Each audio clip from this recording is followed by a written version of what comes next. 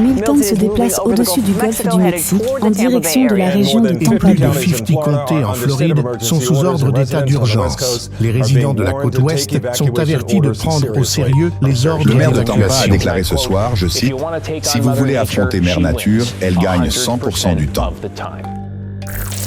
Le livre de l'Apocalypse est rempli de prophéties sur les événements qui se produiront avant, pendant et après le retour de Jésus sur terre.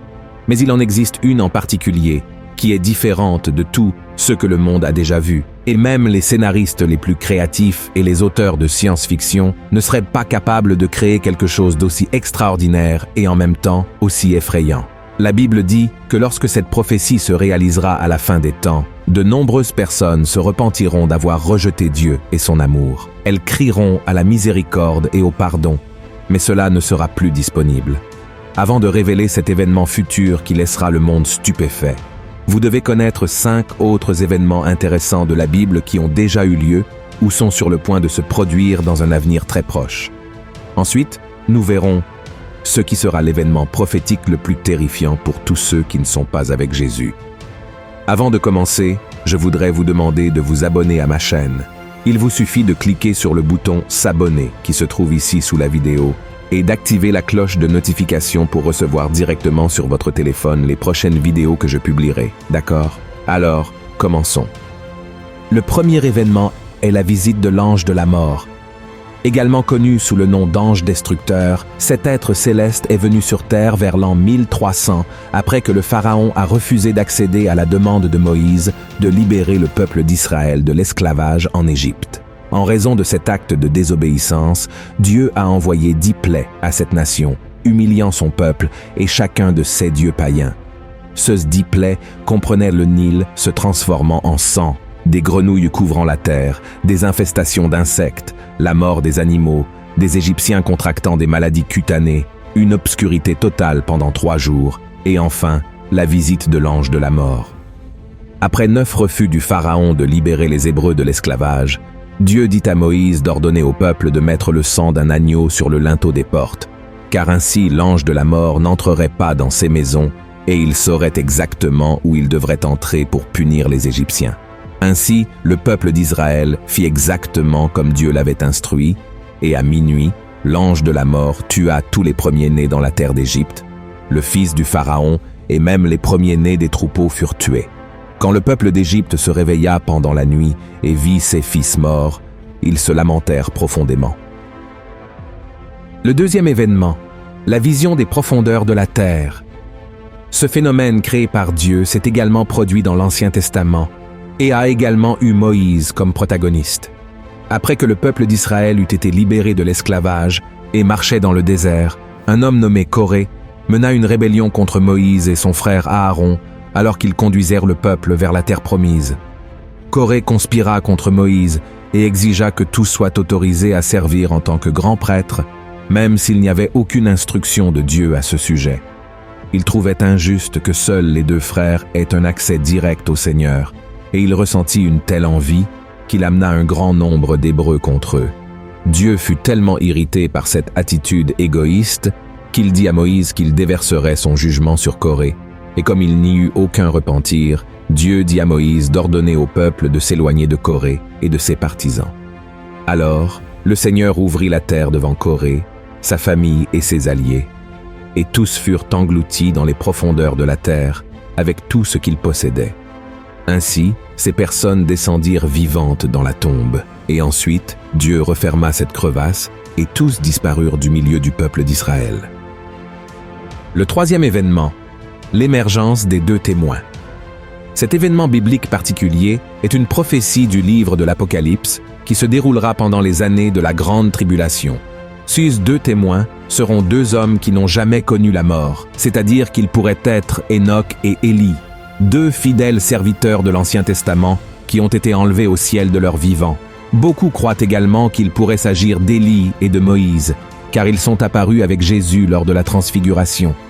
L'essentiel est que ces 2 serviteurs de Dieu recevront un pouvoir surnaturel du Seigneur pour accomplir des choses incroyables. Ils apparaîtront lorsque le monde sera sous la domination démoniaque de l'Antéchrist. Ils seront vêtus de toile de sac, un tissu épais généralement fait de poils de chèvre, et prophétiseront dans le monde pendant 1260 jours, soit 3 ans et demi.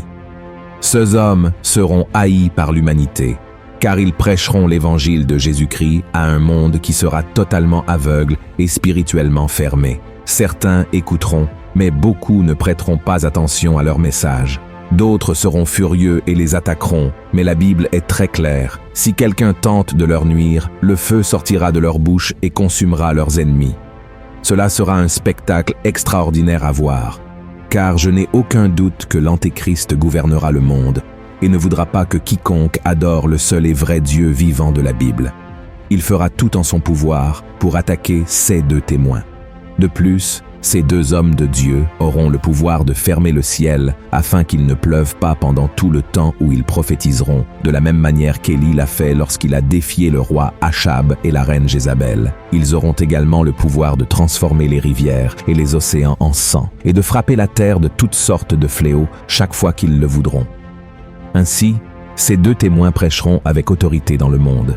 La puissance de Dieu sera si forte sur eux qu'ils seront littéralement intouchables, et cela se poursuivra jusqu'à Apocalypse chapitre 11, où la Bible dit qu'après 3 ans et demi, la bête qui monte de l'abîme combattra avec eux, les vaincra et les tuera. Leurs corps resteront étendus dans la rue principale de la grande ville, qui sera appelée Sodome et Égypte, au même endroit où Jésus a été crucifié, et pendant 3 jours et demi, tous les peuples, tribus, langues et nations les regarderont, mais personne ne sera autorisé à les enterrer. Les habitants de la terre célébreront la mort des 2 prophètes qui les ont tant tourmentés et échangeront des cadeaux en signe de célébration. Cependant, 3 jours et demi plus tard, le Seigneur insufflera l'esprit de vie dans les 2 témoins morts et ils se lèveront, causant la terreur à tous ceux qui ont célébré leur mort. Alors une voix forte viendra du ciel et leur dira « Montez ici » et un nuage les emportera. À ce moment-là, il y aura un grand tremblement de terre qui détruira 1/10 des habitants de cette ville. 7000 personnes mourront, et celles qui resteront seront terrifiées et donneront gloire au Dieu vivant. Le 4e événement, l'Armagédon. La Bible dit que dans les derniers jours du règne de l'Antéchrist, Dieu déversera sa colère sur la terre avec des fléaux et des souffrances pour tous ceux qui l'ont renié et ont vécu dans le péché. Même face à ce scénario, les nations ne se repentiront pas et blasphémeront encore contre son nom. Ainsi, à la fin des 7 années de la grande tribulation, Israël sera encerclé par les nations qui se joindront à l'Antéchrist. Dans l'Apocalypse, chapitre 16, l'apôtre Jean raconte que les dirigeants du monde entier se réuniront pour la bataille du grand jour du Dieu Tout-Puissant à un endroit appelé Armageddon. Le mot Armageddon vient du livre des Juges de l'Ancien Testament. À cette époque, le peuple de Dieu était petit devant ses ennemis, mais dans la bataille qui eut lieu sur cette même montagne, ils sortirent victorieux. Et dans le livre de l'Apocalypse, l'apôtre Jean raconte qu'il vit le ciel ouvert et Jésus monté sur un cheval blanc suivi de toutes les armées célestes, et sur sa cuisse était écrit « Roi des rois et Seigneur des seigneurs ». Ensuite, un ange appelle les oiseaux du ciel à un grand banquet où ils mangeront la chair de tous ceux qui sont morts en se levant contre le peuple d'Israël. Mais cette guerre ne sera pas comme les autres qui ont pu durer des décennies. En fait, la bataille de l'Armagédon durera peu de temps, car les ennemis seront écrasés sans aucun effort. Et c'est à ce moment-là que la 7e coupe de la colère de Dieu sera versée sur le monde. Après cet événement, Jésus jettera l'Antéchrist et les faux prophètes dans le lac de feu de l'enfer, et tous les hommes qui les ont servis seront tués et mangés par les oiseaux. Ensuite, Jésus emprisonnera Satan et établira son règne de 1000 ans sur la terre, où il régnera aux côtés de son Église, et aussi avec ceux qui sont morts pendant la grande tribulation, parce qu'ils ne se sont pas prosternés devant l'Antéchrist. L'Armagédon ne marquera pas la destruction de notre planète, comme beaucoup le croient, car selon la Bible, la terre sera la demeure éternelle de tous ceux qui ont reconnu Jésus comme leur sauveur et ont fait la volonté de Dieu. Le 5e événement, le rapt. La Bible dit qu'il viendra un moment où tous les chrétiens qui seront vivants à cette heure précise disparaîtront simplement. Ils seront occupés par leurs activités quotidiennes, travaillant, étudiant ou s'occupant de la maison, quand soudainement ils seront emmenés au ciel.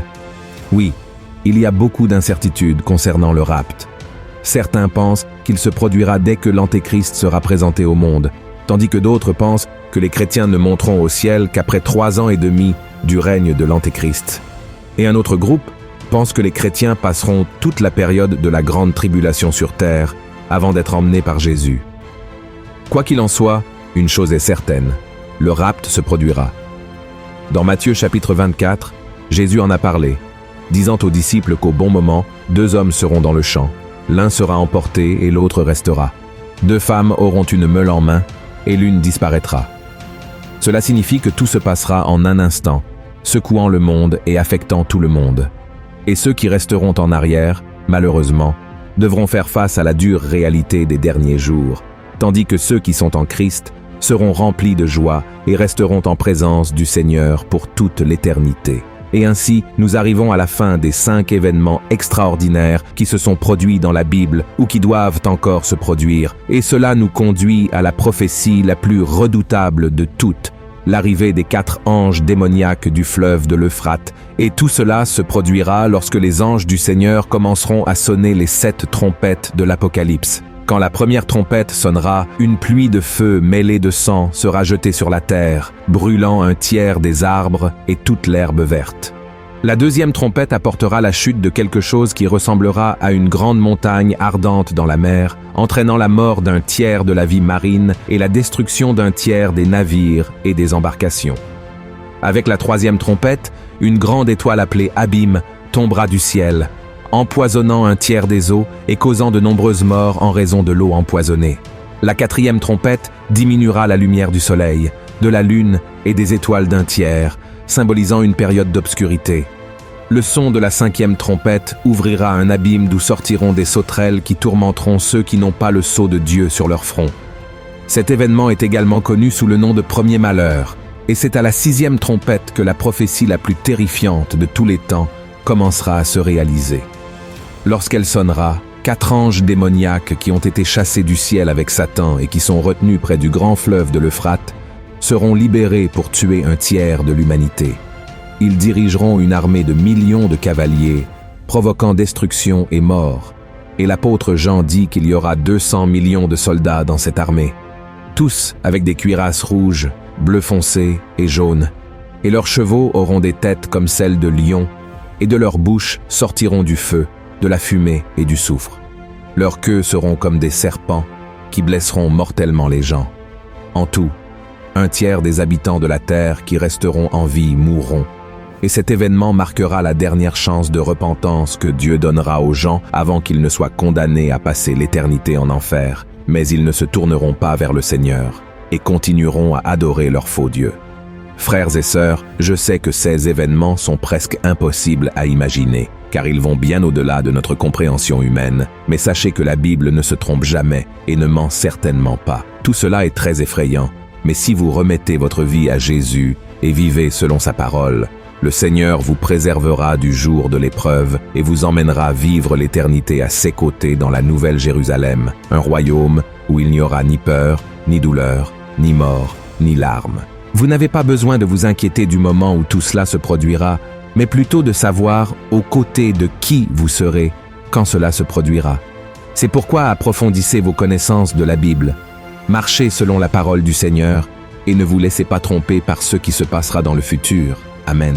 Si vous avez apprécié ce message, partagez-le avec vos amis, votre famille et abonnez-vous à ma chaîne. Je vous attends dans la prochaine vidéo. Que Dieu vous bénisse puissamment.